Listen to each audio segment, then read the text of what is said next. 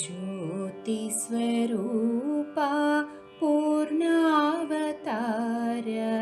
ज्योतिस्वरूपा पूर्णावतार पावकोज्ज्वल रमणीश्वर पावकोज्ज्वल रमणीश्वर आत्मा राम महाभाग आत्मा राम महाभाग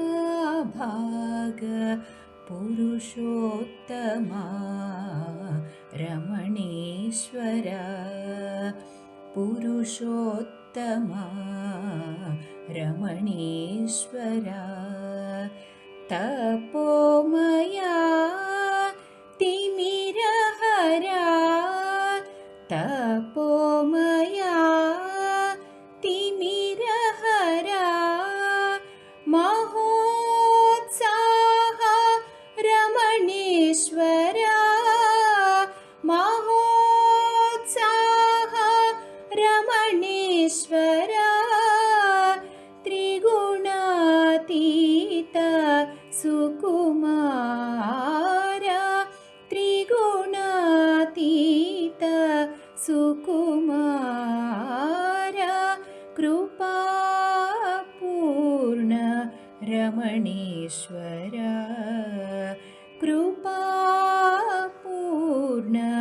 रमणीश्वर ज्योतिस्वरूपा पूर्णावतार पावकोज्ज्वल रमणीश्वर आत्मा राम महाभाग पुरुषोत्तमा रमणीश्वर तपोमया तिमिरहरा महोत्साह रमणीश्वर त्रिगुणातीत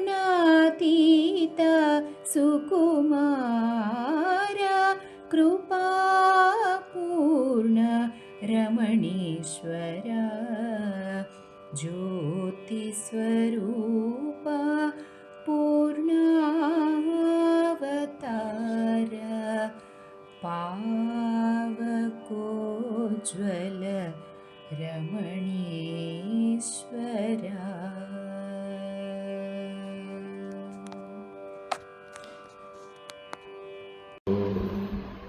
ब्रह्मानंद परमसुखदं केवलं ज्ञानमूर्तिं द्वन्द्वातीतं गगनसदृशं रहस्यादिलक्ष्यम् एकं नित्यं विमलमचलं सर्वधी साक्षिभूतम् भावातीतं त्रिगुणरहितं सद्गुरुं तं नमामि। नमो ब्रह्मादिभ्यो ब्रह्मविद्या सम्प्रदायकर्तृभ्यो वंश ऋषिभ्यो महाभ्यो नमो गुरुभ्यः। सर्वोपप्लवरहित विज्ञानघन यज्ञगद्रो ब्रह्मैवाहमस्मि। अहं पदार्थरहितः सदाशिवसमारम्भाः सशङ्करमध्यमाम् अस्मदाचार्यपर्यन्ताः वन्दे गुरुपरम्पराम्।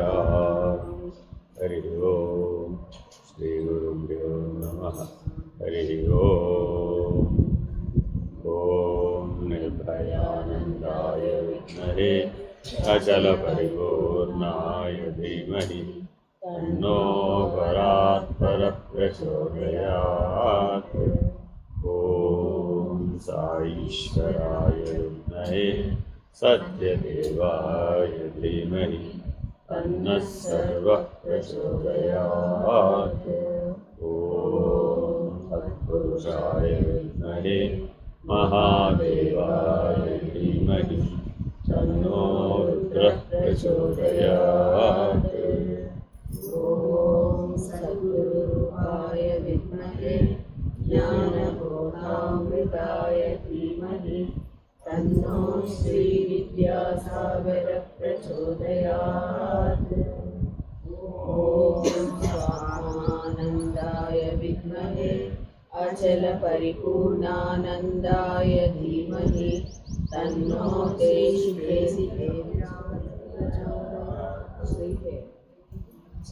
तन्नो देशिकेन्द्रः प्रचोदयात्। हरिः ओम् श्रीगुरुभ्यो नमः। हरिः ओम्। ప్రేమదర్శనం అనబడే నారద భక్తి సూత్రాలు అధ్యయనం చేస్తున్నాం. అధాతో భక్తిం వ్యాఖ్యాస్యామః సాత్వస్మిన్ పరమ ప్రేమ రూపా అమృతస్వరూపా చ యల్లబ్ధ్వా పుమాన్ సిద్ధో భవతి అమృతో భవతి తృప్తో భవతి యత్ప్రాప్య న కించిద్ వాంఛతి న శోచతి న ద్వేష్టి న రమతే నోత్సాహీ భవతి యజ్ఞాత్వా మత్తో భవతి స్తబ్దో భవతి ఆత్మారామో భవతి సా న కామయమానా నిరోధరూపత్వాత్.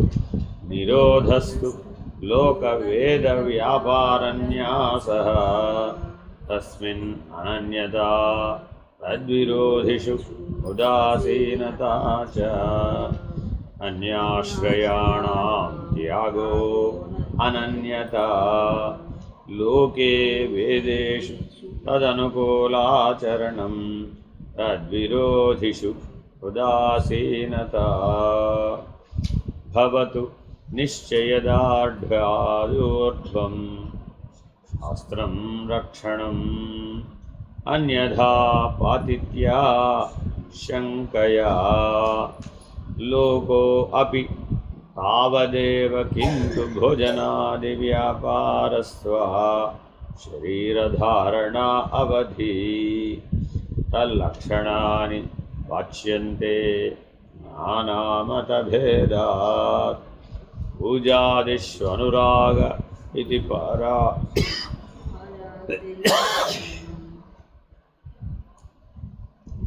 इति पाराशर्यः कथादिष्वतिर्गर्गः आत्मरत्यविरोधेनेति शाण्डिल्यः.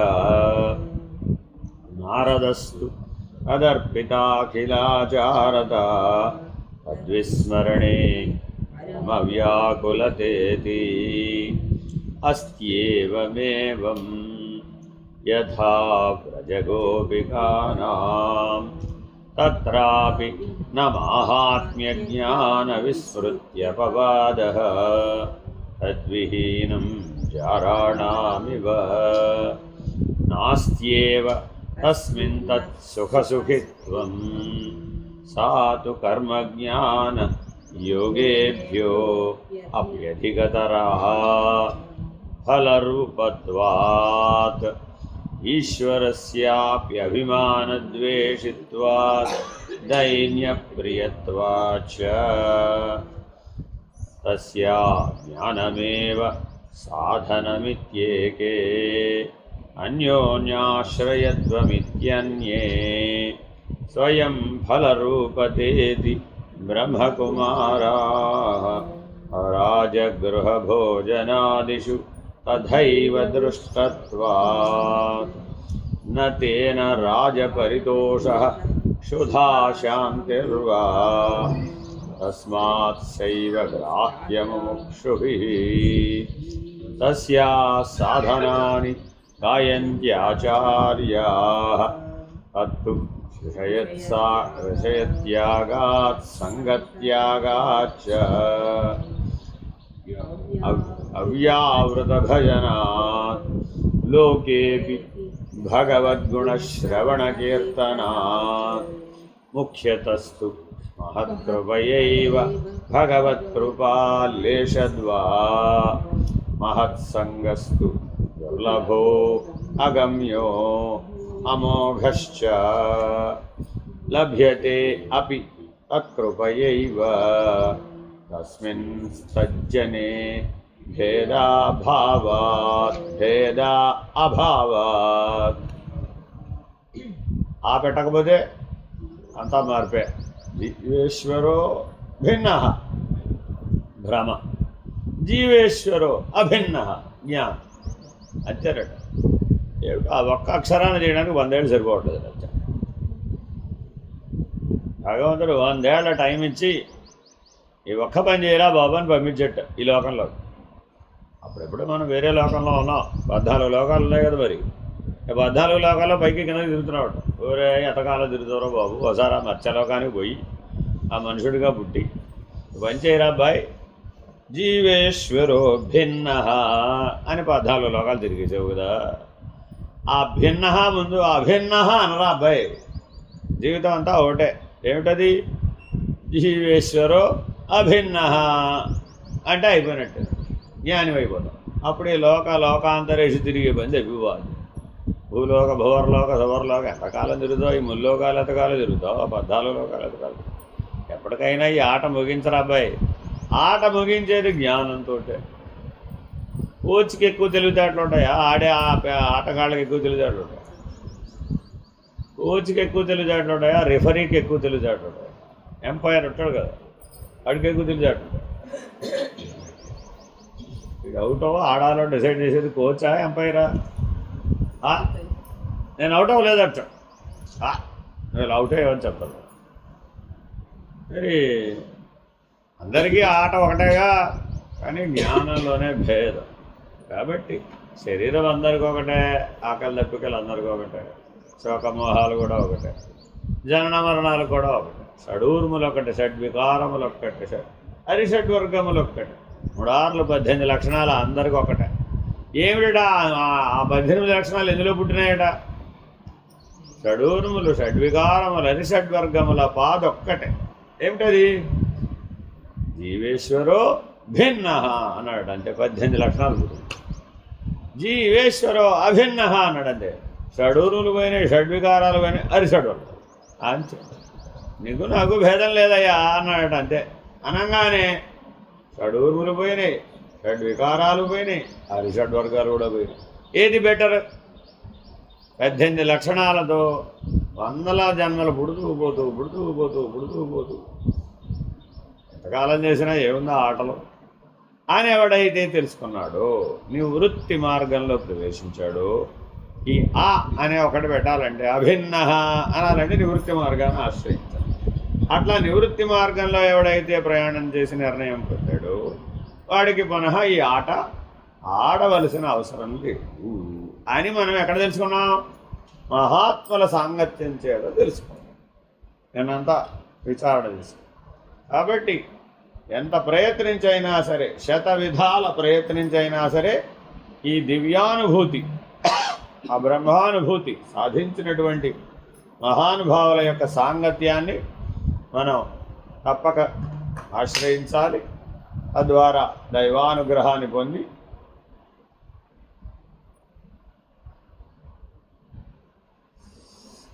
సంగత్ సత్సు విధీయతాం.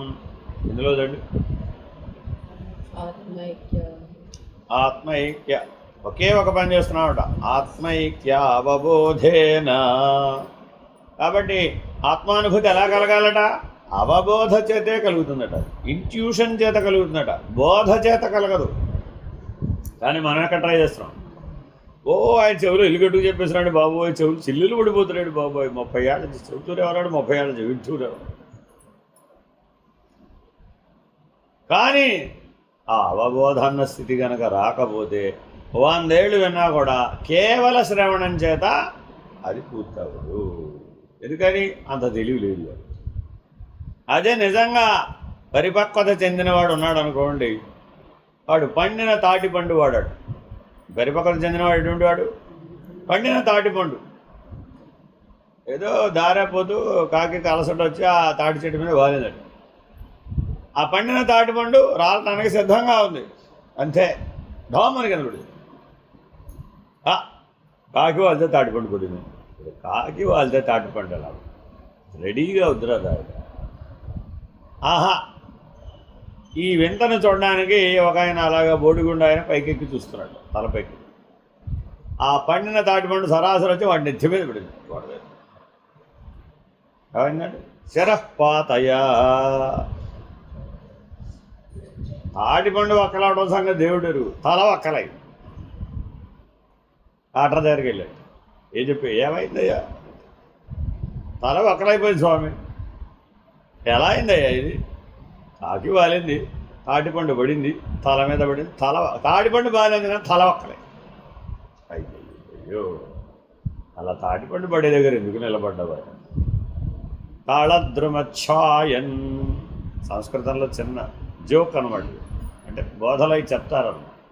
మీరు తెలుగులోనే జోకులు వేసుకుంటారు కదా, అలాగే పాఠం చెప్పేటప్పుడు మధ్యలో ఆట విడుపుగా ఇలాంటివి చెప్తారు. అదేనండి, తాళద్రుమఛా. ఎవడెళ్ళమనండి? తాటి చెట్టు కదా. నువ్వెక్కడుంటావు అక్కడికి వచ్చి పడలేదు కదా. ఎవరైనా తాళద్రుమఛాయ కిందకు పోతారు, తాటి చెట్టుగా నేడంత ఉంటుందయ్యా. అదేమిటండి, ఎండగా తిరిగి బుర్ర తిరిగిపోతుంది, అలసిపోతుంది.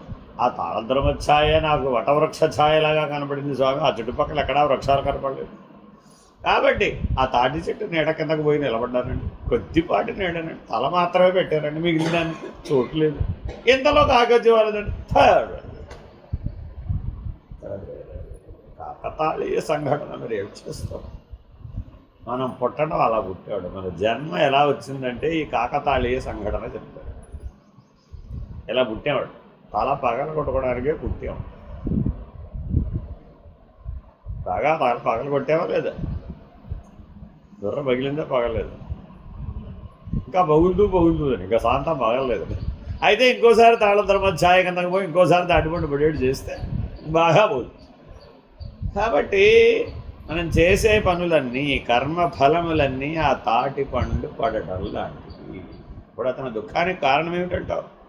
అతనికి ఆ సమయానికే ఆ తాళద్రుమఛాయ తాటి చెట్టు నీడలోకి వెళ్ళి నిలబడాలని ఎందుకు అనిపించిందో, ఆ సమయానికే కళ్ళెందుకు తిరిగినాయో, ఆ సమయానికే కాకెందుకు వాలిందో, ఆ సమయానికే ఆ తాటిపండు ఎందుకు రాలిందో, అది సరాసరి వాడిని ఎత్తిన ఎందుకు పడిందో కారణం ఏమిటన్నాడు.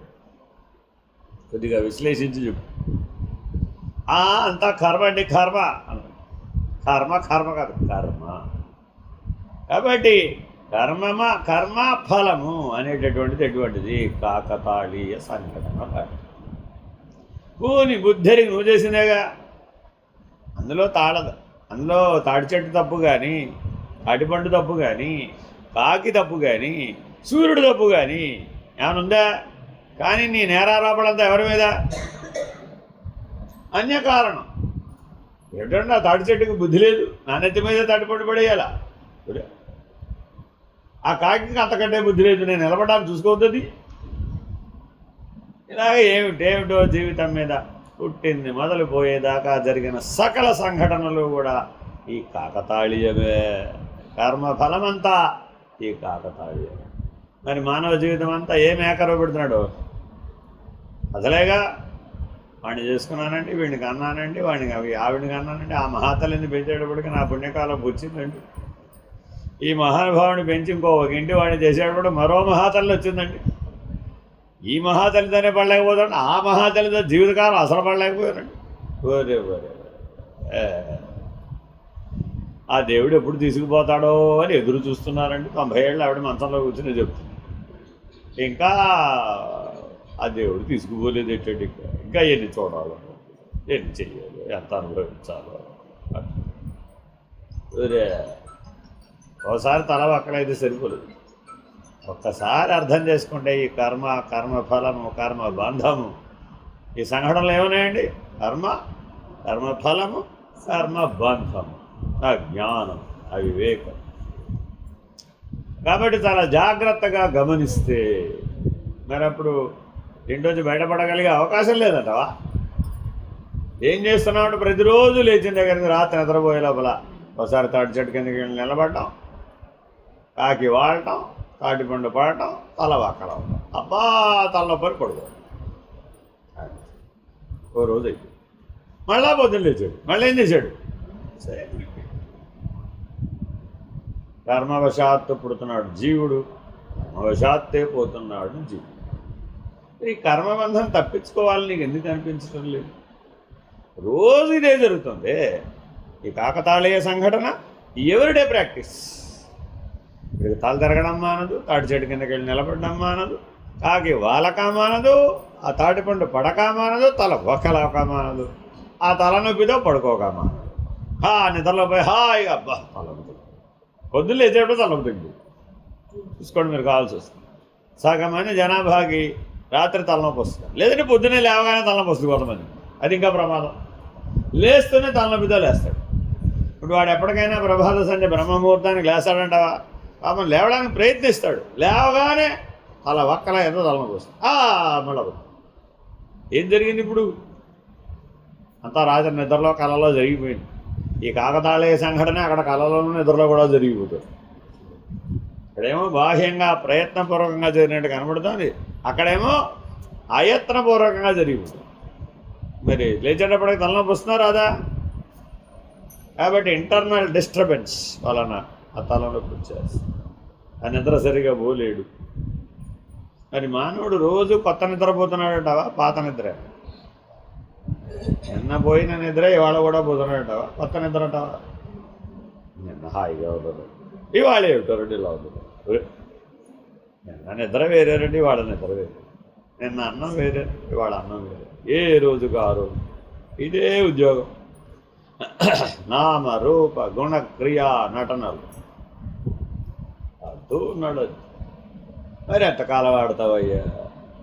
ఇదేనా నీ జీవిత లక్ష్యం? ఈ కాకతాళీయ సంఘటనలతో జరిగిపోవడమేనా? ఏమి లేదా? ఎవరి జీవితం చూసినా ఏం కనబడుతున్నాయి? ఇలాంటివే కోకొల్లలు. ఎవడి కథ వాడిది, ఎవడి సినిమా వాడిది, ఎవడి డైరెక్షన్ వాడిది, ఎవడి ఆట వాడిది, ఎవడి పాట వాడిది, ఎవడి మాట వాడిది. ఒక్కడి ఆట మరొకడికి ఉందా? ఒకడి పాట మరొకడికి నచ్చిందా? ఒకడి మాట మరొకటికి నచ్చిందా? చాలా జాగ్రత్తగా అర్థం చేసుకోవాలి. అందుకని చాలా చాలా సూక్ష్మంగా పరిశీలిస్తే తప్ప వీటన్నింటికీ నేను అతీతుడను, ఐఎమ్ అబవ్ ఆఫ్ ఇట్ అనేటటువంటి స్పృహ ఏం కలగాలంటే స్పృహ, ఆ అవగాహన, ఆ స్ఫురణ. కాబట్టి స్పృహ కలగాలి, అవగాహన ఉండాలి, స్ఫురించాలి. స్ఫురిస్తే ఎంతసేపు? రేపో పాటే. వీటికి ఆపోజిట్ ఏమిటి? స్పృహకు ఆపోజిట్ నిస్పృహ, స్మృతి, విస్మృతి. అంత ప్రాబ్లం ఉంది ఏమిటి ఇప్పుడు? నిస్పృహ, విస్మృతి. చూడండి, ఎవడన్నా చూడండి అంతా నీరసంగా మాట్లాడతాడు. ఏమిటైతే రేపు నీకు అంతా నిరాశాజనకంగా ఉందండి. ఏమిటి నీ నిరాశ కారణం ఏమిటి? ఆ నిస్పృహకు కారణం ఏమిటి? ఏమైనా సరే కోడి గాల్లోకి ఎగురుతుందని అనుకున్నానండి, అది ఎగరుతుంది. కోడి గాల్లోకి ఎగరదు కదా. అదేం లేదు, నేను ఎగురుతుందని అనుకున్నానండి. నేను అనుకున్నాను కదా, అది ఎగరలేదు. సృష్టి ధర్మానికి వ్యతిరేకంగా అనుకోవడం ఎందుకు? ఈశ్వర నియతికి వ్యతిరేకంగా అనుకోవడం ఎందుకు? అవ్వలేదని బాధపడడం ఎందుకు? కాబట్టి మానవుడు పడే దుఃఖాలలో 90% సృష్టి ధర్మానికి వ్యతిరేకంగా ఆలోచించడం వల్ల వచ్చినది. కాబట్టి ఈశ్వర నియతిని అనుసరించి సృష్టి నడుస్తుందే కానీ నువ్వు అనుకోవడాన్ని బట్టి ఏమీ ఆ సృష్టి నడవదు. ఈ సత్యాన్ని గ్రహించి దుఃఖరాహిత్యాన్ని పొందు, ఆ దుఃఖంలోంచి బయటపడు. ఎప్పుడైతే దుఃఖంలోంచి బయటపడతావో, సృష్టి ధర్మం నీకు తెలుస్తుందో, అంతా ఈశ్వరేచ్ఛాన్ని వదిలేస్తావో, అప్పుడు నీలో జ్ఞానం ప్రారంభమవుతుంది. కాబట్టి సత్సాంగత్య ఫలం ఏమిటి? అంతా భగవదిచ్ఛ అని వదిలిపెట్టగలిగేటటువంటి స్వాతంత్ర్యం లభిస్తుంది. కర్మబంధం నుంచి స్వాతంత్ర్యం లభిస్తుంది సత్సాంగత్యం వలన. అది లేకపోతే ఎంతకాలమైనా అదే ఆట, అదే పాట, అదే మాట, అదే నటన, అదే మృత్యువు కూడా. తదేవ సాధ్యతాం తదేవ సాధ్యతాం అని రాత్రి పరిశీలించాం 42వ సూత్రం. ఎందుకని సోమరిగా ఉంటే ఏమన్నా అవుతుందా? అవదులే అని సోమరిగా కూర్చున్నాడు, అప్పుడేమన్నా అవుతుందా? అలా ఎప్పటికీ అవుతుంది. కాబట్టి ప్రయత్నించి సజ్జన సాంగత్యం చేయాలి. మహనీయుల సేవాభాగ్యం వలన ఆ గుణమాలిన్యాన్ని పోగొట్టుకోవాలి. 43వ సూత్రం. దుస్సంగ సర్వధైవ త్యాజ్యః. మానవులలో కొన్ని దుస్సంగ లక్షణాలు ఉంటాయి. అంటే అర్థం ఏమిటి? సాంగత్య దోషం వల్ల పొందినటువంటి. పుట్టిన పిల్లవాడికి ఈ లక్షణాలు ఉన్నాయేమో చెప్పండి చూద్దాం. దంభో దర్పోభిమానస్య క్రోధః పారుష్యమేవ చ అజ్ఞానం చాభిజాతస్య పార్థా సంపదమాసురీ అని దైవాసుర సంపద విభాగ యోగంలో ఆసురీ లక్షణాలన్నీ ఒకే సూత్రంలో, ఒక ఉపదేశంలో ఇమిడ్చి చెప్పాడు. పుట్టిన పిల్లవాడికి ఉన్నాయా? ఇవాళే పుట్టాడండి, వీడికి ఎంత తలపొగరవునండి అన్నట్టు. ఏమిటట? వాళ్ళ తాతగారు వచ్చారట, వాడు కళ్ళు తెరిచి చూడలేదు. ఇప్పుడే పుట్టాడు వాడు, వాళ్ళ తాతగారు వస్తే కళ్ళు తెరిచి చూడద్దు. ఏరా నేను వస్తే కళ్ళు తెరిచి చూడవేమిటి నువ్వు, నీకు అంత తలపొగరా అన్నట్టు. ఇప్పుడు ఎవరికి ఉంది? ఒరే రామ, ఇప్పుడే వాడు పుడితే దంభో దర్పోభిమానస్య, అక్కడ ఆసురీ లక్షణాలను వీళ్ళు చూస్తున్నాడు. ఒరే ఒరే ఒరే ఒరే, దోషం ఎవరిలో ఉంది ఇప్పుడు? Something is wrong with you. మనకందరికీ జగత్తులో ఏం కనబడుతున్నాయి? అందరూ చెడ్డవాళ్ళే కదా, అందరూ అధర్మపరులే కదా, అందరిలోనూ ఆ తలపోకరు చాలా కనబడుతుంది. అందరికీ ఆ గర్వం ఉంది. ముందెవరికి ఉంది? అసత్ లక్షణం. ఆ అసత్ లక్షణం ఉన్న సాంగత్యం నేను ఎవడు చేయమన్నాడు? ఈ తలకట్టెక్కినేటివన్నీ అలాంటి అసత్ లక్షణ ఆకర్షణ చేత అలాంటి వాళ్ళతో కలిసి బాగా జీవించేటప్పటికి ఏమైంది? బాగా అవి కూడా మన తలకెక్కాయి. కాబట్టి దుస్సాంగత్యం వల్ల వచ్చేటటువంటి దుర్లక్షణం. కాబట్టి వీటిని సర్వధైవ త్యాజ్య. కళలో కూడా ఇటువంటి లక్షణాలు నీకు స్ఫురించకూడదు. అవి గనక స్ఫురించినయా ప్రపంచంలో ఎవడు చెప్పినా కదా. సరే, పుడుతూనే ఆసురీ లక్షణాలు లేవనేసాం కదా. కానీ మరి రావణాసురుడు పుడుతూనే దిక్కులు బద్దలా ఏటట్టు ఏడ్చాడు. అంత పెద్ద రావంతో ఏడ్చేటప్పటికి దిక్కులు వణికిపోయినాడు. ఏమిట్రా బాబు ఈ పిల్లవాడు, ఏమిటి అసలు ఏమవుతాడో తెలియదు. పుట్టగానే దిక్కులన్నీ వణికిపోయేటట్టు ఏడుస్తాడు, పైగా ఊడిపడిపోయాడు. కొంతమంది పిల్లలు చూడండి, ఆసుపత్రి పైగా ఊడిపడిపోయింది. కొద్దిగా మీ పిల్లాడిని ఏడుపు మాంచాలి, నేను ఏం చేయరా మావాడు మారకపోతే అటు దిక్కు. అలాగా పెద్ద రావం చేస్తూ పుట్టాడని, ఆ పెద్ద శబ్దం చేస్తూ ఏడుస్తూ పుట్టాడని, దిక్కులు పిక్కటిల్లే శబ్దం చేశాడని ఆయన పేరు రావణుడు అని. రావణాసురుడు కాదు, తర్వాత జీవన విధానం వల్ల అలా అయ్యాడు. వాస్తవానికి బ్రహ్మవంశ సంజాతుడు, ఈశ్వర భక్తి పరాయణుడు, చాలా మంచి లక్షణాలు ఉన్నాయి. కానీ అవి నిత్య జీవితంలో ఉపయోగపడలేదు. అందుకని దుస్సాంగత్యం చాలా చాలా ప్రమాదం. అంతటి తెలివైనవాడు, అంతటి భక్తిపరుడు ఆ రాక్షసుల సాంగత్యం ఎందుకు పొందాడు? ఆలోచించి చూడండి. ఆ రాక్షస సామ్రాజ్యానికి నేనే కింగ్ అని ఎందుకు ఉండాలి? దేవతలను ఓడించాడు కదా, ఆ దేవతలకి కింగ్గా ఉండొచ్చు కదా, దేవేంద్రుడిలాగా ఉండొచ్చు కదా. కానీ మరి అలా ఉంటానంటే వీలవుతుందా? తపో బలము తపో ఫలము లేకుండా ఊర్ధ్వలోకాలని సాధించడం కుదరదు. కాబట్టి నారాయణమూర్తి బ్రహ్మగారు సృష్టి చేస్తానంటే ఆయన ఏం చెప్పాడు? ఓ ఉపదేశం చేశాడు. బ్రహ్మగారికి సృష్టి చేయడం కోసం ఆయన సృష్టించాడు. నారాయణ సంకల్పంలోనే చతుర్ముఖ ప్రజాపతి గారు పుట్టారు. అదే బ్రహ్మకమలంలో పుట్టడం అంటే.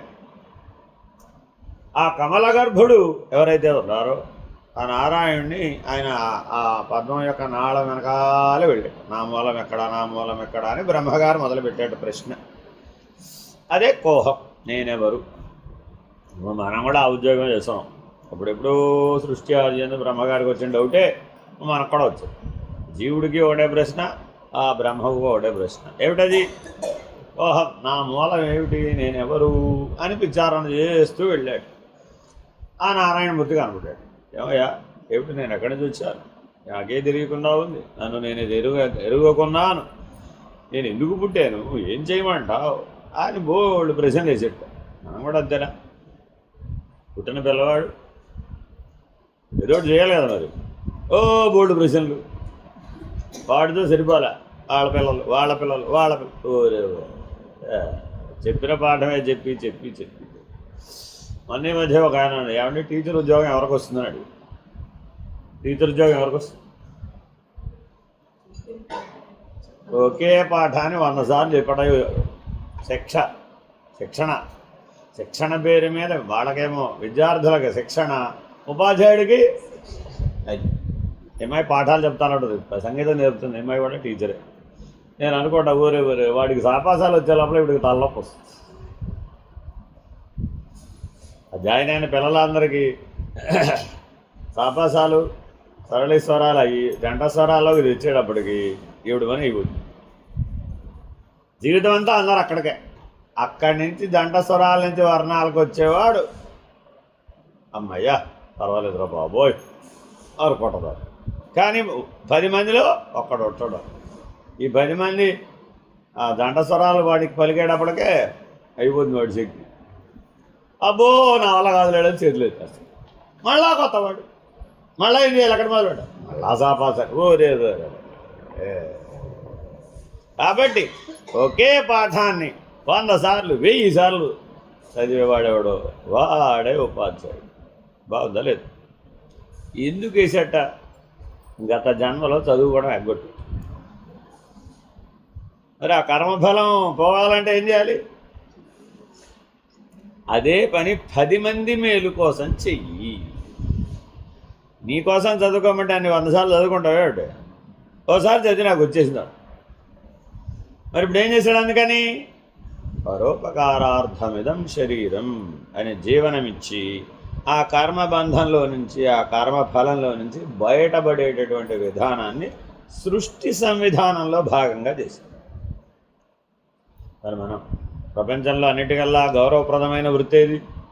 ఉపాధ్యాయుడు. అయ్యో మిగిలిన వృత్తులనే దాని తర్వాతే. ఎందుకని? ఆయనే పని కట్టుకుని నేరపకపోతే వీడు దేనికి పనికి వస్తాడు కనుక. ఏ వృత్తిలో రాణించాలన్నా ఒక ఉపాధ్యాయుడు త్యాగం చేస్తేనే తన జీవితాన్ని అది సాధ్యం. ఆ త్యాగభావం చేత అది గౌరవనీయమైంది, ప్రశంసనీయమైంది. చాలా జాగ్రత్తగా అర్థం చేసుకోవాలని. అందుకని సృష్టి సంవిధానం అంతా ఎలా చేయబడిందయ్యా అంటే నిన్ను కర్మబంధం నుంచి అధిగమించేటట్లు, విడిపించేటట్లు, అసలు కర్మబంధం లేదని నిరూపించేటట్లుగా సృష్టి నియతి ఏర్పాటు చేయదు. కానీ మనం దుస్సంగ సహవాసం చేత ఆ కర్మబంధంలో తగులుకొని కర్మ ఫలితమనేటటువంటి చక్రభ్రమణంలో తల తిరిగిపోతూ షడ్వికారముల చేత, షడూర్ముల చేత, అరిషడ్వర్గముల చేత బాధించబడుతూ దుస్సంగ సహవాసం వలన దుఃఖాన్ని పొందుతూ నేను ఏడవడం కోసమే పుట్టానని డిసైడ్ అయిపోయాడు. అందుకని చెప్తున్నాను, దుర్జనుల సహవాసమును సాంగత్యమును బొత్తిగా విడనాడవాలి. అధర్మం కదా. అర్జునుడు అడిగాడు ఇదే ప్రశ్న, ఏమయ్యా అందరినీ వదిలేయమంటావు, మోక్షానికి అడ్డం వస్తే అన్నీ వదిలేయమంటావా, అందరినీ వదిలేయమంటావా, ధర్మం లేదంటావా, కర్మ లేదంటావా, ఏం చేయక్కర్లేదంటావా, ఏం అవసరం లేదంటావా? అవునయ్యా correct. I reiterate, I confirm, దృఢంగా చెప్తున్నాను. శ్రేయాన్ స్వధర్మో విగుణః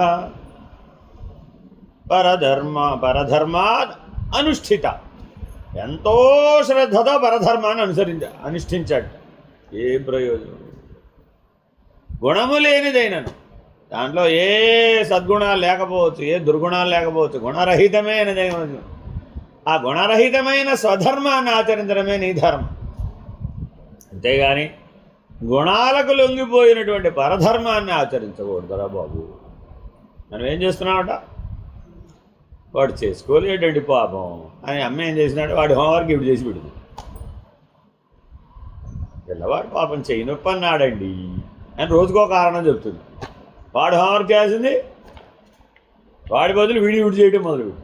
వాడికి ఏం అలవాటైంది, ఇప్పుడు హోంవర్క్ మా అమ్మ చూసుకుంటుంది, క్లాస్ వరకు మా టీచర్ చూసుకుంటుంది. వీడేం చేస్తాడు, కాలక్షేపం చేస్తాడు. ఏమవుతాడు అప్పుడు చూస్తే, పుస్తకంలో చూస్తే అంతా పర్ఫెక్ట్. కాపీ రైటింగ్ చూడండి, అక్కడ వస్తుంది తగాదా. చిన్నపిల్లలకి కాపీ రైటింగ్ హ్యాబిట్ రావాలని కాపీ రైటింగ్ ఇస్తారండి. వాడు ఏం చేస్తాడు,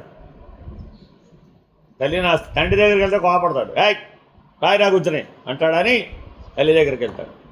ఇది రాయకపోతే మాస్టర్ కొడతాడు రేపు అని ఏడుస్తాడు. వాడు ఏడు మాంసరానికి ఇవిడేం చేస్తుంది, నేను రాసి పెడతాను, ఏడమ్మా నేను చూసుకుంటాను, అయ్యా వాడికి అయిపోయిందిరా బాబు అనుకుంటాడు. వాడు ఇప్పుడు ఎవడు తెలివైన వాడు, దుస్సంగం. ఇలా మొదలవుతాడట దుస్సంగం. శ్రేయాన్ స్వధర్మో విగుణ పరధర్మాదనుష్ఠిత స్వధర్మే నిధనం శ్రేయ. ఆయన గుణరహితమైనటువంటి స్వధర్మమే నీకు శ్రేయస్సునిస్తుంది. అంతేగాని ఈ సుఖదుఖాలకు ఆలవాలమైనటువంటి గుణసంగత్వంతో కూడినటువంటి పరధర్మం ఎప్పుడు కూడా ఆచరణ అనుచితమైనది. ఆచరించేటప్పుడు చాలా చాలా జాగ్రత్తగా సూక్ష్మంగా పరిశీలించి చేయాలి. కాబట్టి ప్రతి మానవుడు ఆత్మానుభూతిని పొందడం కోసమై పుట్టినటువంటి వాడు గుణరహితమైనటువంటి ఆత్మస్వరూపాన్ని తెలుసుకోవడానికి, బ్రహ్మస్వరూపాన్ని తెలుసుకోవడానికే పుట్టినటువంటి వాడు ఆ స్వధర్మాన్ని విడిచిపెట్టి పరధర్మమైనటువంటి పాత్రోచితమైన వ్యవహార ధర్మాన్ని నెత్తికెత్తుకున్నాడు. ఏమైపోయాడు దానివల్ల, పతనం చెందాడు. కాబట్టి అటువంటి దుస్సంగం అంటే బయట ఉండదు, లోపలే ఉంటుంది. 3 గుణాలతో కూడినటువంటి వ్యవహార జ్ఞానమే సత్యం అనుకొని, పాత్రోచిత ధర్మమే నా జీవితం అనుకొని, ఆ కర్మలో, కర్మబంధంలో, కర్మఫలంలో మునిగి తేలుతూ నన్ను ఎవడో ఉద్ధరించలేదని ఏడుస్తుంది. ఎవడో రాలేదని ఆయన బయటికి దిగలేదు. ఏమిటండి, కర్మల సుడిగుండంలో కొట్టుకుపోతుంటే ఆ దేవుడు కనీసం కనికరం ఉండదుటేంటి, కరుణ దయ లేదా ఆయనకి? పొద్దున్నది రాత్రి దాకా ఏడుస్తున్నావు కదా, తీయమని నన్ను బయటికి. ఏమిటో ఎన్నిసార్లు పూజించినా కానీ తీయడు, ఎన్నిసార్లు ఏడ్చినా తీయడు. ఓరే అసలు అక్కడ ఉంటే కదా, లేని సుడిగుండంలో తాను పడిపోయాడని, ఊపిరాడకుండా అయిపోయిందని అని కలలో వార్త వలే పోటీ దగ్గర పోయేదాకా ఏడుస్తూనే ఉన్నట్టు, ఏడవడానికే పుట్టాను. ఓరే ఏయ్ లే, కలలో ఏడుస్తున్నాడు వాడు, ఎక్కెక్కి ఏడుస్తున్నాడు. వాళ్ళ అమ్మ ఏం చేస్తుంది, ఏయ్ లే ముందు, మొహం మీద నీళ్ళు చల్లి లేవరా గట్టిగా లేపుతుంది. లేస్తే ఏంటి ఏడుస్తున్నావు ఎక్కెక్కి, నేనే ఆడవలేదు. ఇప్పుడే ఏడ్చావురా, నేను ఎందుకు ఏడుస్తాను, నేను ఆడవలేదు అట్టాడు మేలుకు. మరి అంతకుముందు ఇంతేనట. స్వరూప జ్ఞానంలో మేలుకున్నటువంటి వాడికి నీ స్వరూపం కానటువంటి ఏ దుఃఖమైతే ఉందో, ఎందుకని నీ స్వరూపం ఏమిటి, అన్నం బ్రహ్మేతి, ప్రాణం బ్రహ్మేతి, మనో బ్రహ్మేతి, విజ్ఞానం బ్రహ్మేతి, ఆనందో బ్రహ్మేతి, స్వయం బ్రహ్మేతి. అక్కడికి ఆపలేదండి. ఆనందో బ్రహ్మేతి అంటే అక్కడికి వెళ్ళి ఆగిపోతాం మళ్ళా మనం. అది ఇంకా ప్రమాదం. లడ్డూ తింటే ఆనందం, గులాబ్ జామ్ తింటే ఆనందం, చింతకాయ పచ్చడి తింటే ఆనందం. చింతకాయ పచ్చడి పచ్చిమిరపకాయలతో చేశారంటారా, పండుమిరపకాయలతో చేశారంటారా? ఇలా ఏమిటేమిటో మానవ జీవితంలో. ఒక ఆవిడికి పాపం తీవ్రమైన అనారోగ్యం అండి. పాపం శంకు చక్రాలు 2 హై లెవెల్లో ఉన్నాయి. షుగర్ ఏమో 500, బీపీ ఏమో 300 వచ్చింది. ఆవిడ ఏంటమ్మా నీ ప్రాబ్లం అంటే, షుగర్ 500, బీపీ 300 అండి. లేస్తే తల తిరిగిపోతుంటుందండి, పడుకుంటేనేమో ప్రమాదం వచ్చేస్తుందండి. ఇప్పుడు లేవాలో పడుకోవాలో తెలియడం లేదండి. ఆవిడ నా వయసు ఏమో 85 ఏళ్ళు అండి. ఇప్పుడు ఆ 2 తప్ప వేరేదేమీ చేయలేనండి. ఎందుకు వచ్చిందమ్మా ఇంత సమస్య, ఏం తింటావు? ఏ సీజన్లో పచ్చళ్ళన్నీ ఆ సీజన్లో తినేసేయాల్సిందే, అది తినకుండా నేను వడలేదు. డాక్టర్ ఏం చెప్పాడు? తినొద్దు అన్నాడు. మరి తినకుండా ఉండాలి. తినకపోతే జీవితం ఎందుకండి? ఇంకా పుట్టింది దేనికోసం అండి? ఆ మాత్రం కూడా తినకపోతే పుట్టి వేస్ట్ అయిపోలేదు. 85 ఏళ్ళకి చింతకాయ పచ్చడి తినకపోతే ఆవిడకి దుఃఖం. ఆవిడ కోడలు తిడుతుంది. ఆవిడ రాలేదుగా, మరి ఆవిడ కోడలు పట్టుకొచ్చింది. ఆ కోడలు ఏంటి, నేను చెప్పిన మాట లేదు, చింతకాయ పచ్చడి చేయబట్టి చేయలేదు. ఏమిటి ఆవిడ కంప్లైంట్? 85 ఏళ్ళకి కోడల్ని చింతకాయ పచ్చడి చేయమంటే చేయలేదు. ఇప్పుడు నేను ఆవిడ కోడలకి చెప్పాలి, అమ్మ ఆవిడ ఏమో అడిగేది పెట్టమని. అది ఆవిడ రికమెండేషన్. ఇప్పుడు నేనేం చెప్పాలి? నేను చెప్పే పాఠం ఎక్కడ? ఏకంగా బ్రహ్మం పరబ్రహ్మం. అర్థమైందండి? ఆవిడ వచ్చి ఏమడుగుతుంది? ఎవరికి పరీక్ష? ఇప్పుడు మాకు పరీక్ష. అర్థమైందండి? కాబట్టి చాలా జాగ్రత్తగా ఆలోచించాలి. అందుకని భక్తి చక్కగా అభివృద్ధి నందుటకై మహాత్ముల సాంగత్యమును చేయవలెనని ఇదివరకు చెప్పి, ఇప్పుడు దుర్జన సాంగత్యమును సర్వ విధముల విడనాడవలెనని తెలుపుతున్నారు. ఒక చిన్న మొలకను నాటినప్పుడు దాని పరిరక్షణకై దాని చుట్టూ ఒక కంప కడతాం కదా, లేనిచో పశువులు దాన్ని తినివేస్తాయి కదా, లేక ఎవరైనా దాన్ని తొక్కివేస్తారు కదా. అట్లా దైవభక్తి సంరక్షింపబడవలనైనా లేక అభివృద్ధి నందవలైనా దుస్సాంగత్యమును పూర్తిగా వదిలివేయవలెను. ఎవరి సాంగత్యం చేత మనకి దుఃఖ స్పర్శ కలుగుతుందో, ఆ స్ఫురణ కలుగుతుందో కానీ మానసికంగా వదిలివేయి. Very very important. Underline 100 times. ఎక్కడ వదిలేయాలట? మనం ఎక్కడ వదిలేయడానికి ట్రై చేస్తాం.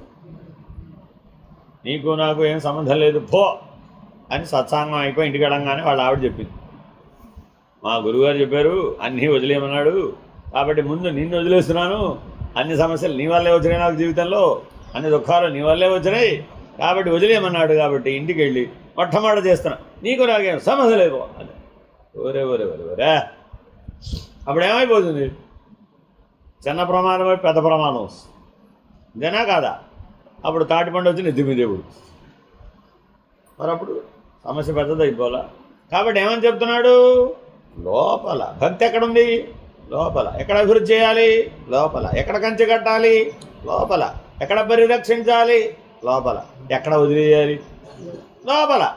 లోపల వదిలేసిన వాడికి బయట సమస్య ఏముందండి? అసలు బయట సమస్య ఏమి లేదు అసలు. అక్కడ లోపల హాయిగా ఉన్నాడండి, వదిలేశాడు, సర్వాన్ని త్యజించేశాడు, పరమాత్మ మాత్రమే అని దృష్టి నిలిపేశాడు. బయట ఎవరు ఏమంటే ఏమిటి, ఎవరు ఎలా ఉంటే ఆయనకి ఏమిటి? అసలు ఆయనకి బయట అనేది ఒకటి ఉంటే కదా, లేదే లేదు, అక్కడ బహిర్ముఖమే లేదు వాడికి. కాబట్టి జాగ్రత్తగా దుస్సాంగత్యమును పూర్తిగా వదిలేవు, నిశ్శేషంగా వదిలేను. ఏమాత్రం నువ్వు గింజంత ఉన్నా మహావృక్షం అయిపోతుంది. రావి చెట్టు విత్తనం ఎంత ఉంటుంది? మర్రి చెట్టు విత్తనం ఎంత ఉంటుంది? ఆవగింజ కంటే చిన్నగా ఉంటుంది, కానీ ఎంత మహావృక్షం అయిపోతుంది. దాన్ని తీయాలంటే పెద్ద కష్టమైపోతుంది. అందుకని దుర్జనుల సహవాసము చే రజోగుణ తమో గుణములు జనులలో ప్రవేశించు, లేక ఏవైనా దుర్గుణముల అలవాటు కావచ్చు, అవి ఆధ్యాత్మిక అభివృద్ధికి భక్తి యొక్క వికాసమునకు అవరోధములు. అంటే వాచాలత్వం అనే దోషం కూడా దుర్గుణమే. అంటే అర్థం ఏమిటి? అవసరం లేకుండా మాట్లాడు, అనవసరంగా మాట్లాడు, సందర్భోచితం కాని పద్ధతిగా మాట్లాడు. అంటే అర్థం ఏమిటి? ఓ పెళ్లి మాటలు కుదిర్చి పెట్టమని ఓ పెద్దగారిని పిలిచారంట. పెళ్లి పెద్దని పిలుస్తాం కదా, ఆయన కూర్చున్నట్ట, ఏమండి ఏంటి పెళ్లి మాటలు జరుగుతున్నాయట, తాంబూలాలు ఎప్పుడు పుచ్చుకుందాం, ముహూర్తాలు ఎప్పుడు పెడదాం, మీ అటువైపు కానీ ఇటువైపు కానీ పోయేవాళ్ళు ఎవరు పోకముందు పెట్టండి అన్నట్టు. అప్పుడు ఏమైంది? కుదిర్చాడా? చెడిపోయింది. సత్యమే చెప్పాడు, సత్యం కాదా? ఎందుకని? చివరి నిమిషాల్లో ఎవరైనా ఉండి, ఆఖరి దశలో ఎవరైనా ఉండి ఇప్పుడు ముహూర్తం పెట్టామనుకోండి, ఏమైపోతుంది? అది అడ్డం వస్తుంది కదా. ఆయన చెప్పిన విషయం కరెక్టే, విధానంలో తప్పు. అర్థమైందండి? అంటే అదే దాన్ని సవ్యంగా చెప్పచ్చు. ఏమంటే కాస్త వెనక ముందు ఆలోచించి, రెండు పక్కల పరిశీలించుకొని, అన్ని రకాలుగా ఆలోచించి ముహూర్త నిర్ణయం చేసుకోండి అని చెప్పచ్చు కదా. ఏం చెప్పాడు? అటు ఇటు పోయేవాళ్ళు ఎవరో సరిగ్గా చూసుకుని పెట్టండి అన్నాడు. ఇప్పుడు ఏమైపోయింది? నేను సత్యమే చెప్పా కదండి. ఒరే గుణధర్మం దోషం అయ్యా బాబు. ఏ సందర్భానికి ఎలా ప్రవర్తించాలో, ఎలా మాట్లాడాలో తెలియకపోతే పెద్దట్ట అవుతాడు. ఆలోచించండి. చాలామంది దగ్గర ఈ సమస్య వస్తుంది. ఏ సందర్భంలో ఎలా మాట్లాడాలో స్ఫురించాలి. సమయోచిత ప్రజ్ఞ. కాబట్టి బుద్ధి వికాసంలో సమయోచిత ప్రజ్ఞ ఉండాలి. అర్థమైందండి? అసలే వాడు అనారోగ్యం వచ్చి దుఃఖంతో ఏడుస్తూ ఉంటాడు. వెళ్ళి ఏ ఉంది నాయన, ఎప్పుడో అప్పుడు పోవాల్సిందే కదా, గెట్ రెడీ పోవడానికి అని చెప్పాడు అనుకో, ఏమైపోతుంది? సత్యం కాదా? సత్యం కాదా? సత్యమే. కానీ వెళ్ళి ఎక్కడేం చెప్పాడు? అసందర్భమైన చోట సత్యాన్ని. అందుకని భగవాన్ బాబా వారు అంటారు, నేను సత్యమే చెప్పాను అనకూడదట. సత్యం బ్రూయాత్ ప్రియం బ్రూయాత్ సత్యం అప్రియం న బ్రూయాత్. అప్రియంగా సత్యాన్ని చెప్పకూడదట, అని ప్రియంగా అసత్యాన్ని చెప్పకూడదు. ఇది ఇంకో పెద్ద ప్రమాదం. కుటుంబ సభ్యులందరూ ఏం చేస్తారు? అని గుసగుసలు ఆడుకుంటూ ఉంటారండి వాడి చుట్టూతానే. వాడి తెలియదేమిటి? ఈ ఫార్స్, ఈ నటన అన్నిళ్లలో వస్తుందండి. ఆయన పెద్ద ఆయన అయిపోయారండి. డాక్టర్ చెప్తాడు, చేయగలిగేది ఏం లేదండి, ఉన్నంతకాలం ఆయన సుఖంగా ఉంచండి, జాగ్రత్తగా చూసుకోండి, ఆనందంగా ఉంచండి, జాగ్రత్తగా పంపండి. ఏముంది దాంట్లో? It's a natural sequence. Age వల్ల వచ్చినవే తప్ప ఇందులో ప్రత్యేకంగా చేయడానికి ఏమి ఉండదమ్మా, ఇది అందరి జీవితాల్లో సహజమైందేనమ్మా అని డాక్టర్ గారు చెప్పి పంపించాడు అనుకోండి. ఇప్పుడు ఆయనకి చెప్పకూడదు ఆ విషయం. ఏం చేయాలి మరి? నువ్వు 1000 ఏళ్ళు బ్రతుకుతావు అని చెప్పాలి. 1000 ఏళ్ళు బ్రతుకుతామని చెప్పగానే వాడికి అర్థమైపోయింది, ఓహో మన టైం అయిపోతుందిరా బాబు అని చెప్తున్నాడు. ఇలా కూడా చెప్పచ్చు. కానీ వీళ్ళు ఏం చేస్తారు? ఎవరు ఇంట్లోకి వచ్చిన అంటాడు. వాడు ఆల్రెడీ అక్కడ లోపల నుంచి గమనిస్తూ ఉంటాడు, వీళ్ళు ఏదో దాస్తున్నారు, వీళ్ళు. వాడేం చేస్తాడు? ఇంకా 10 రెట్లు ఊహిస్తాడు. ఎందుకని లోపల దుస్సంగం. దానివల్ల ఏం చేస్తాడు? ఓహో రేపే పోతాను అనమాట నేను, వీళ్ళు ఏదో మాట్లాడుకున్నారు, నా టైం అయిపోయిందని అని అనుకోడు. అని ప్రశాంతంగా ఉన్నాడు. ఏదో రహస్యం దాచిపెడుతున్నారు, నేను భేదించాలనుకుంటాడు. ఏమైపోతుంది? దుఃఖం పెరిగి. ఇట్లా తెలియకుండా నిత్య జీవితంలో ఈ దుస్సాంగత్యం అనేటటువంటి ప్రభావం మనలో చాలా ఎక్కువ ఉంటుంది. తెలియదు మనకు అసలు మన లోపల లక్షణాలు ఉన్నాయని మనం అసలు గ్రహించలేము. ఎక్కడ నువ్వు ఆత్మస్థుతి చేయకూడదో అక్కడ ఆత్మస్థుతి చేయటం, ఎక్కడ పరనింద చేయకూడదో అక్కడ పరనింద చేయడం, ఇలా నాలుక చేసే 4 మహాపాపాలు చేస్తూ ఉండడం వలన మనలో ఆ దుర్గుణాలు అభివృద్ధి చెందిపోతూ ఉంటాయి. కాబట్టి మన ఈ శరీరం అనే కోటకి సింహద్వారమైనటువంటి వాక్ సంయమనాన్ని సంపాదించాలి. ఇప్పుడు పరమాత్మ గురించే మాట్లాడవచ్చుగా. ఏదో అనారోగ్యం రావచ్చండి, వృద్ధాప్యమో ఒక పెద్ద అనారోగ్యం, అతనికి విచ్చేవిటి. అప్పుడు ఏం మాట్లాడాలి? ఆయన బ్రహ్మచింతన చెయ్యి, ఆత్మానుభూతిని పొందు, ఆ బ్రహ్మముని గురించి విచారించి, మిగిలినవన్నీ నీకు ఎందుకయ్యా? ముని మనవాడు సరిగ్గా ఉగ్గు గిన్నెతో పాలు తాగాడా లేదా? ఆయన ఉగ్గు గిన్నెతో పాలు తాగాడో లేదో కనుక్కోవడానికి చాలా లైన్లో చాలామంది ఉన్నారు. ఇప్పుడు ఈ బెడ్ మీద 99 ఏళ్ళ ఆయనకి ముని మనవాడు ఉగ్గు గిన్నెతో పాలు తాగాడా లేదా సంగతి నీకు ఎందుకయ్యా? ఏం చేయాలి? నువ్వు బ్రహ్మానుభూతిని ఆలోచించు, ఆత్మానుభూతిని ఆలోచించు, చింతన చేయి, దైవ చింతన చేయి అని పాజిటివ్ వేలో చెప్పచ్చుగా. కాబట్టి దైవభక్తి కలుగుటకు అయ్యది దృఢపడుటకు చెడ్డవారి సాంగత్యమును ఏ పరిస్థితి యందు చేయరాదు. ఏ పరిస్థితి అంటే మెలకువలోనే కాదు, కళలో కూడా చేయదు. కళలో కూడా బోల్డ్ మంది వస్తారని మనం పిలవకుండానే. వాళ్ళందరూ మన్ని భయపెట్టడమో సుఖపెట్టడమో ఏదో ఒకటి చేసినట్టే అనిపిస్తుంది. నిజంగా చేశారంటావేమిటి? భ్రాంతి. అది ఎంత భ్రాంతో ఇది కూడా అంతే భ్రాంతి. ఈ సత్యం తెలుసుకుని మేల్కొన్నట్లయితే అప్పుడు ఏ గుణము నేనేం చేయదు, ఏ జీవులు నేనేం చేయవు, ఏ లోకము నీకేమవ్వదు, ఏ రకమైనటువంటి లోకాంతరేష్ అనే ప్రయాణం కూడా చేయవలసిన అవసరం రాదు. దానిని సర్వవిధములా పరిత్యజించవలైనని నారదుల వారి భావన. సర్వవిధముల ప్రయత్నపూర్వకంగా విడిస్తే తప్ప పోదండి అది. ఆ దానంతరదే పోతుందిలే అంటే మాత్రం పోయేది కాదు. నేను గ్యారంటీగా పెరిగి పెద్దవాడిని అయిపోతాను కదండి, 100 ఏళ్ల వాడిని అయిపోతే అవే పోతాయండి. 100 కాదు, ఇంకో 0 పెట్టినా, ఇంకో 0 పెట్టినా, 10 పక్కన 28 సున్నాలు పెట్టిన అసంఖ్యేయమైనటువంటి జన్మలు పొందిన కల్పాంతం వరకు ప్రయత్నించిన అది పోదు. కావున ఈ విషయమును సాధకులు బాగుగా గుర్తెరిగి దుస్సాంగత్యమును దరికి చేర్చరాదు.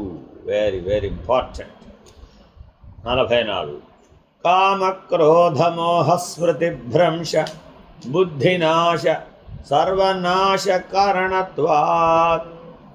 అంతకుముందేమో దుస్సంగమని ఇన్ జనరల్గా చెప్పారు, ఇప్పుడు సూటిగా చెప్తున్నారు. ఎవరు దుర్జనుడు, ఎవరికి ఏది దుస్సంగం, ఎవరిలో అరిషడ్వర్గాలు బలంగా ఉన్నాయో వాళ్ళందరూ దుర్జనులే. Straight cut answer. ఎలా గుర్తించాలండి మరి నేను? ఎవడు దుర్జనుడు అని ఎలా తెలియాలి? ఏది దుస్సంగమని నాకు తెలియాలి? ఎవరిలో అయితే అరిషడ్వర్గాలు బలంగా ఉన్నాయో వాళ్ళందరూ కూడా దుర్జనులే. Straight answer. మనలో లేవా? మనం కూడా అదే కేటగిరీ. కాబట్టి ముందు నీ లోపల పోగొట్టాలి, బయట కూడా వదిలేయాలి. లోపల మాత్రమే వదిలేశానండి, బయట పోలేదండి అంటే లాభంలా. అది నిన్ను వదిలేసేటట్లుగా జీవించాలి. ఎవరికైతే సినిమా కథలు మాత్రమే వాడికి ఇష్టం అండి వినటం, చూడడం, వాడి దగ్గరికి వెళ్ళి ఆత్మబోధ చెప్తారా అని అన్నా, ఏమంటాడు? అప్పుడు ఏమంటాడు? బాబు నీకు నమస్కారం, వెళ్ళిరా నాయనా, నువ్వు ఎప్పుడు కనపడ్డా పక్కకు తగ్గులు వెళ్ళిపోతావు. అబ్బో వాడి జోలికి వెళ్ళమాకరా బాబోయ్. వాడు బుర్ర బతలు కొట్టుకున్నా అర్థం కానటువంటి అంశాలే చెప్తాడు అంతే. మనకు అర్థమయ్యే అంశాలు ఎప్పటికీ చెప్పడు. పైగా 100 సార్లు చెప్తాడు. చెప్పింది వినేదాకా చెప్తాడు, వినేది అర్థమయ్యేదాకా చెప్తాడు. అర్థమయ్యేది మనం సరే అనేంత వరకు చెప్తాడు రా బాబు. అదేదో మొదట్లో ఓ నమస్కారం బాబు, సరే సరే సరే సరే. కాబట్టి ఇప్పుడు వాడికి ఎందులో రుచి లేదు, ఇందులో ఏది ఆత్మబోధ తత్వబోధ అంటే వారిపోతుంది. అర్థమైందంటే ఎందువల్ల? రిషడ్వర్గాలు బలంగా ఉన్నాయి. కాబట్టి ఆత్మబోధ తత్వబోధ ఎన్నో లక్షల సంవత్సరాల నుంచి మనకు అందుబాటులో ఉన్నా పుట్టిన తర్వాత ఎందుకు మనం నేర్చుకోలేదు, ఎందుకు అభ్యాసం చేయలేదు, ఎందుకు అధ్యయనం చేయలేదు? అవి చేయవలసిన విద్యలు కావా? కాకపోతే మహానుభావులు ఎందుకు చెప్పారు? మరి వ్యాసభగవానుడు చెప్పే, శంకరులు చెప్పే, నేటి ఆచార్యులు చెప్పే, దానికి అవే ఆ ఆత్మబోధ తత్వబోధే ఆధారం, ఆ ఉపనిషత్తులే ఆధారం. మరి ఔపనిషదికమైనటువంటి ఆ బ్రహ్మ విద్యను ఎందుకు మనం అధ్యయనం చేయడం లేదంటే మనకి అరిషడ్వర్గాలు అనేటటువంటి కషాయం బాగా ఎక్కేసింది, విషం బాగా ఎక్కేసింది. దుర్జనుల సాంగత్యము కామమును క్రోధమును మోహమును కలుగుతుంది, జ్ఞాపక శక్తిని పోగొట్టును. Very very important. మనం అందరం గుర్తుండటం లేదు అంటాం, బిగ్ ప్రాబ్లం. ఎన్నిసార్లు వింటాను నేను, రోజు పెడతానండి, వింటారు. గుర్తుంటుందా? ఎలా లేచేపడం మళ్ళా పోతుంది. ఎందుకని? లోపల ఆల్రెడీ ఫుల్ అయిపోయింది అనమాట. Memory full. మెమరీ ఫుల్ అయితే మళ్ళీ తీసుకెళ్ళి అందులో వేసాం, ఏమైపోతుంది? రిజెక్టెడ్. ఏదైతే ఉత్తమమైంది మనం చివరికి కదా వేసేది. గులాబ్ జామ్ ముందు తినాలా చివరికి తినాలా? ముందు తినాలా చివరికి తినాలా? చివరికి తింటే బాగుంటుంది. అని దాన్ని చివరి పెట్టి ముందు అన్నీ తినేస్తావు కదా. పచ్చిమిరపకాయ బజ్జీలు, పండు మిరపకాయల కారం, ఆవకాయ పచ్చడి, ఇలాంటివన్నీ తినేసి చివరికి గులాబ్ జామ్ తింటే అబ్బా ఎంత బాగుందో. ఎందుకని? ఆల్రెడీ టేస్ట్ బడ్స్ అన్నీ ఆ కారం తిని తిని తిని మంట మడిపోతుడు. దాని మీద ఈ మధుర వెళ్ళి పడేటప్పటికి ఉపశమనం. బాగా నాలికని బాధ పెట్టడం, బాగా వెనరాయడం, కొట్టడం వెనరాయడం, కొట్టడం వెనరాయడం, ఒగ్గ గెలడం వెనరాయడమేనండి. కొంతమందికి చూడండి ఒక దుర్లక్షణం ఉంటుంది. పిల్లవాడు సహజంగా నవ్వుతూ ఉంటాడు, సహజంగా ఆనందప్రదంగా ఉంటాడు. వాడికి అకారణం, వాడికి ఏం నవ్వడానికి కారణం లేదు. మనం నవ్వాలంటే 36 కారణాలు ఉంటే తప్ప మనం నవ్వం. ఆ నవ్వే పిల్లవాడిని తక్కువని బొగ్గగిలుతాడు, వాడు బలవలా ఏడుస్తాడు. మీరు వాడిని ఎందుకురా చిన్నపిల్లల్ని బొగ్గగిలకపోతే ఎలా కాదు? విధి అన్యాయం పాడుగాను, అసురీ లక్షణం, రాక్షస లక్షణం. ఆనందంగా ఉన్నవాడు చక్కగా చూసి ఆనందించవచ్చు కదా. ఆహా, దుర్జనుడు, కామ క్రోధ మోహములు. కాబట్టి జ్ఞాపక శక్తిని పోగొడతాయి. అవి ఎంతగా ఈ అరిషడ్వర్గాలు మనలో బలంగా కనుక ఉన్నట్లయితే అవేం చేస్తాయి, మన జ్ఞాపక శక్తి అందుకు పోయిందండి. నిజానికి మనం సాక్షాత్తు బ్రహ్మమై ఉండి జీవుడు జీవుడు జీవుడు అని ఎందుకు ఏడుస్తున్నావయ్యా అంటే ఈ జ్ఞాపక శక్తి ధారణాశక్తి పోవడం వల్ల. అందువలన 1000 సమస్తమును నశింపజేయి. అక్కడతో మా మాటతో వదిలిపెట్టట్లేదండి. జ్ఞాపక శక్తి అక్కడే పోవడం కాదట, 1000 సమస్తము నశింపజేయి. ఇది చాలా ముఖ్యమైన విషయం. ఎందుకనంటే సకల దివ్య శక్తులు కలిగిన తర్వాత, నవగ్రహాలను స్వాధీనం చేసుకున్న తర్వాత, ముల్లోకాలను స్వాధీనం చేసుకున్న తర్వాత వస్తుందట కామం. ఈ వేరు పురుగైనటువంటి కామం రాగానే వారి తమ్ముళ్ళందరూ లైన్లో వచ్చేస్తారు. కామ క్రోధ లోభ మోహ మద మాత్సర్య ఈర్ష ద్వేష దంభ దర్ప గూడుందండి, వీడు చాంతాడంత జాబితా ఉంది. లైన్లో ఒక్కడు వస్తే చాలు వెళ్ళి ఎప్పుడు వస్తాడట వాడు సకల సామర్థ్యాలను కష్టపడి తపస్సు చేసి సంపాదించి సకల దేవతలు దర్శనం పొంది ప్రకృతిని స్వాధీనం చేసుకుని అన్నీ వాడి మాట వినే దశకు వచ్చేసి ఇంకా నువ్వు బ్రహ్మమే అనే నిర్ణయం పొందబోయే ముందు ఆవిడ ప్రత్యక్షం అవుతాడు కామరాజ బీజంతో. ఏమైపోయింది అప్పుడు? అమ్మ నన్ను వదిలే తల్లి అనాలా? అది అవసరమే. ఆ కామం అనే శక్తి సృష్టి ధర్మం. ఏం చేయాలి నువ్వు? దాంతో పోరాడక్కర్లా. అది కూడా ఒక దైవీ శక్తే. ఏం చేయాలంటే దాన్ని ఒకటే, శిరస్సు వంచి తల్లి నన్ను వదిలేయమ్మా అని అడగాలి. ఇలాంటి అల్పుణ్ణి నేను పడుకోను, నేను కావాలన్న వాడి దగ్గరికి నేను వెళ్తాను, వద్దన్నావుగా రా అని వెళ్ళిపోతాను. కామం యొక్క లక్షణం చెప్తున్నాడు. ఇలా అన్నాం ఇప్పుడు, అలా అంటే ఏమైంది? వదిలేసి మనం ఏం చేసాం, నీకోసం వెయిటింగ్, ప్లీజ్ కమింగ్ అన్నాం. ఏమైపోయింది అప్పుడు? సరే మంచిదైతే మొత్తం ఆవిడే, రాజ్యం అంతా ఆవిడదే. చూడండి, ఒక్కసారి ఆలోచించండి. మన జీవితంలో వెళ్ళి కాకముందు సుఖంగా లేరా స్త్రీ పురుషులు? బాగానే ఉన్నారా లేదా? ఆ కామరాజ బీజం పనిచేసింది. ఏం చేశాడు? రా తల్లి అని ఒక ఆవిడ పట్టుకుతాడు. ఆవిడ మహాకాళ, మహాలక్ష్మి, మహాసరస్వత, మహామాయ, ఏవో వీడు అదే. స్త్రీ పురుష భేదం లేదు సుమీదానికి. దీనికి అర్థం కావడం కోసం అలా చెప్తున్నారంతే తప్ప వాస్తవానికి అవేవి కూడా ఆ రూపాల్లో లేవు. అర్థమైందండి? వీణ పట్టుకుంటేనే సరస్వతి, పద్మాలు పువ్వులు పట్టుకుంటేనే లక్ష్మి, ఇలా ఏమిటో విపరీత ధోరణి. వాటికి నామరూపాలే లేవు, ఆకారమే లేదు. కాబట్టి చాలా జాగ్రత్తగా ఆ శాస్త్రాన్ని అర్థం చేసుకోవాలి, సృష్టిని అర్థం చేసుకోవాలి. క్రిందటి సూత్రములో దుస్సాంగత్యం సర్వధా త్యాజ్యం అని వచించి దాన్ని ఎందులకు త్యజించవలనో కారణం చెప్తున్నాం. ఈ కామం అనే ఒక్కదాన్ని కనుక మనం ఆహ్వానిస్తే అన్నిటికీ ఆహ్వానం పలికినట్టు అవుతుంది. కాబట్టి దానిని లెస్సగా పరిత్యజించవలను. దుస్సాంగత్యము అధ్యాత్మ మార్గమున పయనించు సాధకునకు పెద్ద అవరోధమై ఉన్నది. ఎలయనిన అది కామమును క్రోధమును మోహమును కలుగజేసి స్మృతిని చెడగొట్టి సర్వనాశనమునకు హేతు అవుతున్నది. ఏ కొలది మంచి గుణములు మానవుని యందున్నప్పటికీ అవి కూడా ఈ దుష్టుల సాంగత్యం చేత నశించిపోవును. ఇంటియే కాక దుస్సాంగత్యము చే దైవస్మృతి ధర్మస్మృతి తొలగిపోతుంది. ఈ కామక్రోధముల లోభమోహ మద మాత్సర్య ఈ అరిషడ్వర్గములు వాళ్ళ తమ్ముళ్ళు, ఈ ఆరుగురికి ఇంకో 6 ఉన్నారండి. వీళ్ళు పెద్దన్నలు, వాళ్ళు చిన్నన్నలు. ఒక్కడు వచ్చాడంటే అందరూ వచ్చేస్తారు. టీం వచ్చేస్తుంది, క్రికెట్ టీం అంతా వచ్చేస్తుంది. చాలా డేంజర్ అన్నమాట ఇది. ఎందుకని? జ్ఞాన విస్మృతి, దైవ విస్మృతి, ధర్మ విస్మృతి. ఆ మరుపు ఎక్కడ దాకా వెళ్ళిపోతున్నాయా అంటే నీ స్వరూప జ్ఞానాన్ని మర్చిపోయాడు, ఈశ్వరుణ్ణి మర్చిపోయాడు, ఆఖరికి ధర్మ విస్మృతి. ఏది ధర్మాధర్మం అనే విచక్షణ కూడా మర్చిపోయాడు.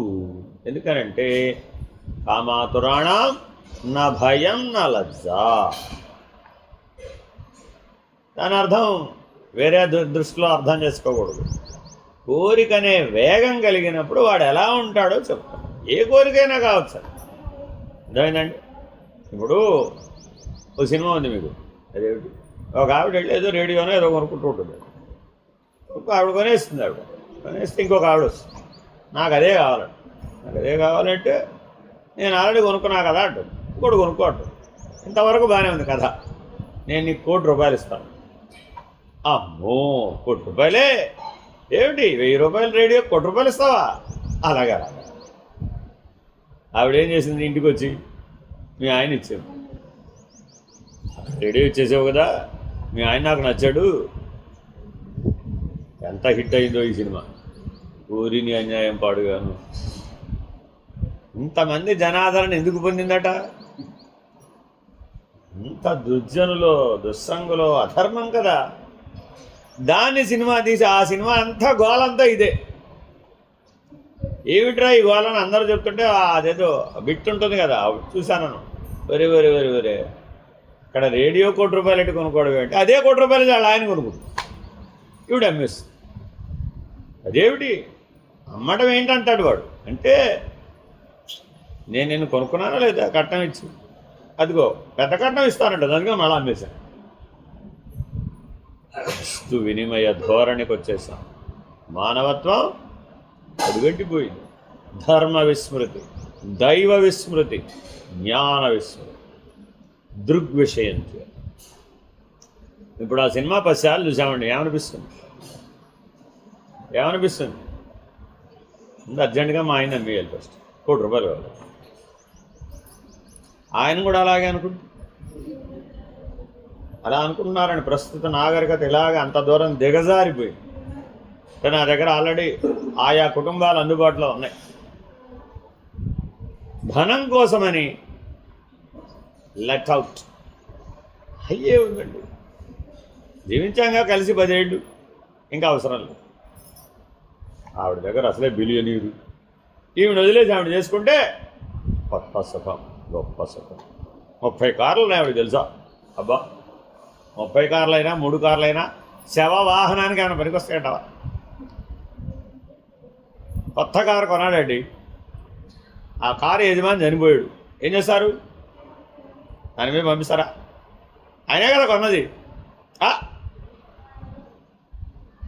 శవవాహనం మీద పంపిస్తాం కానీ ఆయన కొత్త కారు, ఆడి కారు కొన్నాడని ఆడి కారు మీద పంపిస్తాడు. అది మన విలువ. ఈ సత్యం మనకి ఎప్పటికి బాధపడదు. తెగిన చెప్పు కంటే హీనమైనటువంటి శరీరానికి విలువ ఇవ్వడం వలన మాతురాణం నభయం నలజ్జ. ఏ ధర్మాధర్మం అనే భయం లేదు, దైవం అనే భయం లేదు, పాప భీతి లేదు. అందుకని భగవాన్ బాబావారు నేటి నాగరికతకు ఒక పేరు పెట్టారండి. మానవుడికి ఉండవలసిన మంచి లక్షణాలన్నీ పోయినాయట. అదే నాగరికత. ఏమిటా మంచి లక్షణాలు? దైవ ప్రీతి, పాప భీతి, లోకరీతి, సంఘనీతి. Very very important. మరి ఈ 4 నేర్పుతుంది ఏ సంస్కృతి, ఏ ధర్మం నేర్పుతుందో అది కదా విలువైంది. కానీ మరి మన నాగరికతలో ఏమైపోయాం? ఈ 4 చెలియలి కట్టలను దాటేసి కంట్రోల్స్ అన్నమాట. ఒక కారు కంట్రోల్ ఉండాలా అక్కర్లేదా? బ్రేక్ ఉండాలా అక్కర్లేదా? No brakes, only accelerate. ఏమైపోతుంది? నేను ఆ కొత్త కారు కనుక్కున్నాను, దానికి నో బ్రేక్స్. ఏముంటుంది? High accelerate. 2 నిమిషాల్లో 200 కిలోమీటర్ల స్పీడ్ అందుకుంటుంది. అడ్వర్టైజ్మెంట్ ఏం లేదండి, దానికి బ్రేకులు లేవు. ఎవరన్నా కొంటారా? అదేమిటి 2 నిమిషాల్లో 200 కిలోమీటర్ల స్పీడ్? వాళ్ళందరూ ఏమిటండి మీ త్రేతాయుగం మాటలు, హృదయగర్ నాటి మాటలు, ఇప్పుడంతా స్పీడ్. అదేమిటండి ఏదో సినిమాలు బ్రో చెయ్యి రేపు నేను విన్నా ఏమంటాడు శంకర శాస్త్రి, ఇది సంగీతం కాదురా అబ్బాయి, విరిచి భావాన్ని విరిచేసి. మరి ఇప్పుడు ఏమిటి స్పీడ్ అంటావు? నాకు అర్థం కాదు, అర్థం లేని స్పీడు. కాబట్టి ఎక్కడో మనం దుస్సాంగత్యం, దుర్జన సాంగత్యం, ఇంతే కాక దుస్సాంగత్యం చే దైవస్మృతి, ధర్మస్మృతి తొలగిపోయి మనసు అపవిత్రమైపోయి దుర్గుణములకు ఆలవాలమగుతున్నది. ఈ ప్రకారముగా సర్వానర్థములకు మూల కారణమై పరమార్థ సాధకుని పురోభివృద్ధికి గొప్ప ప్రతిబంధకమై ఉన్నట్టు దుస్సాంగత్యమును ముముక్షువు ఏమాత్రము దరికి చేర్చాలి. Very very important.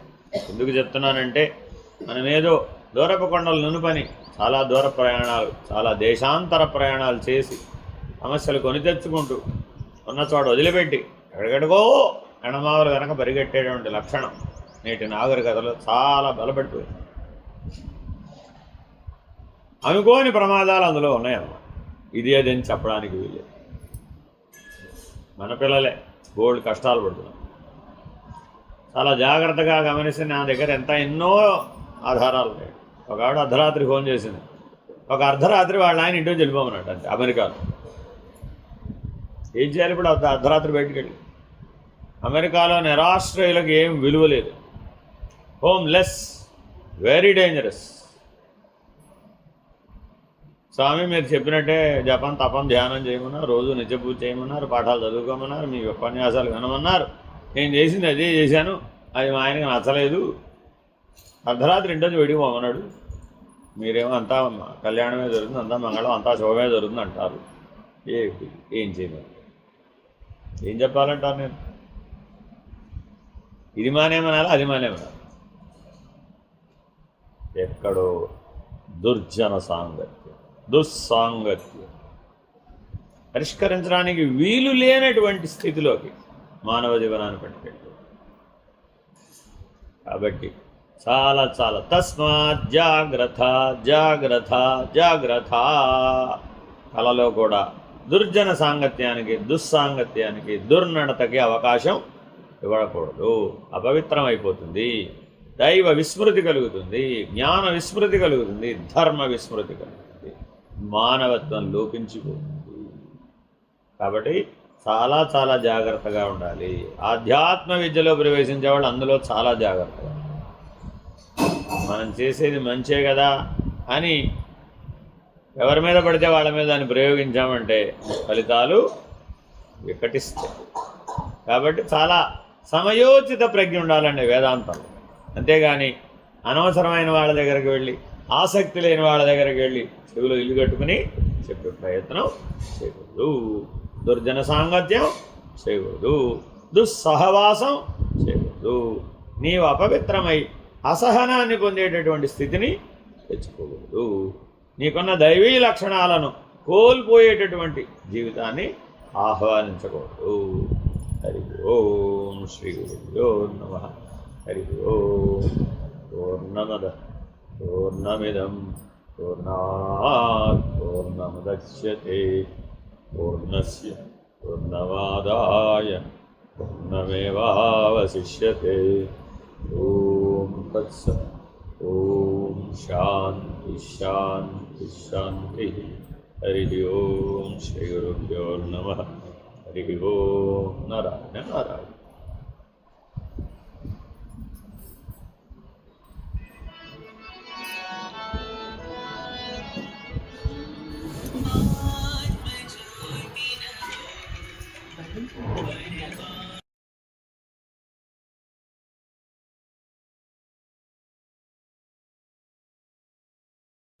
आत्मज्योति नमो परमात्मज्योति नमो आत्मज्योति नमो परमात्मज्योति नमो अखंड ज्योति नमो मम जीवन ज्योति नमो अखंड ज्योति नमो मम जीवन ज्योति नमो अंतर्यामि नमो श्री सद्गुरु साई नमो अंतर्यामि नमो श्री सद्गुरु साई नमो आत्मज्योति नमो परमात्मज्योति नमो आत्मज्योति नमो परमात्मज्योति नमो अखंड ज्योति नमो मम जीवन ज्योति नमो अखंड ज्योति नमो मम जीवन ज्योति नमो अंतर्यामी नमो श्री सद्गुरु साई नमो अंतर्यामी नमो श्री सद्गुरु साई नमो आत्मज्योति नमो परमात्मा ज्योति नमो आत्मा ज्योति नमो परमात्मा ज्योति नमो।